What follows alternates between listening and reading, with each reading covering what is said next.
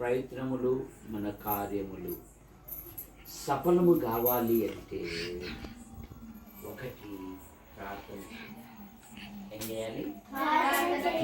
దావీదు ఏమంటాడంటే మహోన్నతుడైన దేవునికి నా కార్యం సఫలము చేయు దేవునికి నేను మొరపెడుతున్నాను. రెండవది సఫలం కావాలి అంటే దేవుని వాక్యం. మొదటి కీర్తన 2వ వచనములో యెహోవా ధర్మశాస్త్రమునందు ఆనందించుచు దివారాత్రము దానిని ధ్యానించువాడు ధన్యుడు.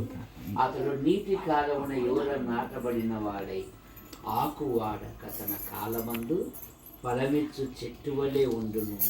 అతడు చేయుదంతయు సఫలము. అతడు చేసేదంతా కనుక ఇమ్మానుయేలు అనగా దేవుడు మనకు తోడు. దేవుడు తోడుగా ఉంటే ప్రతి పని సఫలమవుతుంది. ప్రతి పని సఫలం. రెండవది దేవుడు తోడుగా ఉంటే మనం వర్ధిల్లుతాం. మనము 2 సమూయేలు గ్రంథం 5వ అధ్యాయం ఇట్లా వీళ్ళంది 5వ అధ్యాయము 10వ వచనం.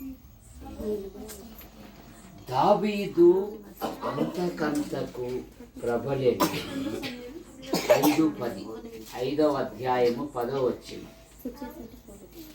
దావీదు అంతకంతకు వర్ధిల్లెను, సైన్యములకు అధిపతి యెహోవా అతనికి తోడుగా.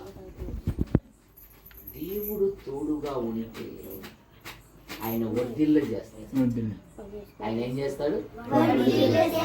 కనుక దేవుడు బహుమానం ఇచ్చిన ఈ పిల్లల కొరకు తల్లిదండ్రులు ప్రార్థన చేయాలి.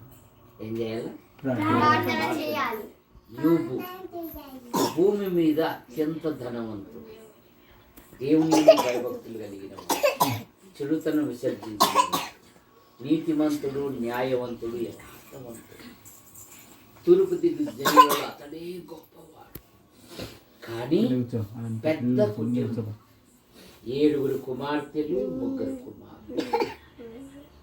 వారి క్షేమం కొరకు యోబు అరుణోదయమే లేచి ప్రార్థన చేశాడు. క్రైస్తవ సహోదరి కూడా నీ పసిపిల్లల ప్రాణము కొరకు నీ చేతులు ఆయన తట్టు ఎత్తుము అంటుంది. నీకు సంపద లేకపోవచ్చు, సరైన నివాసం లేకపోవచ్చు, కానీ ప్రార్థించే సమయం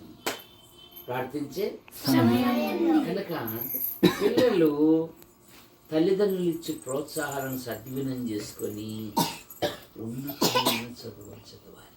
ఉన్నతమైన చదువులు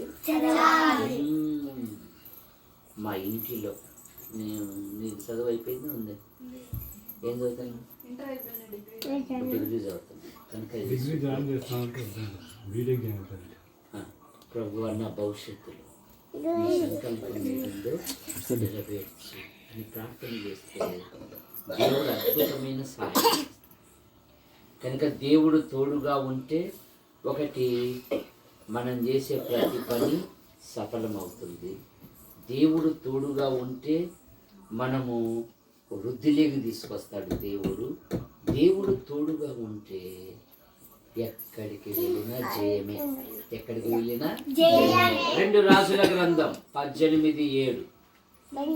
2వ రాజుల గ్రంథం 18:7.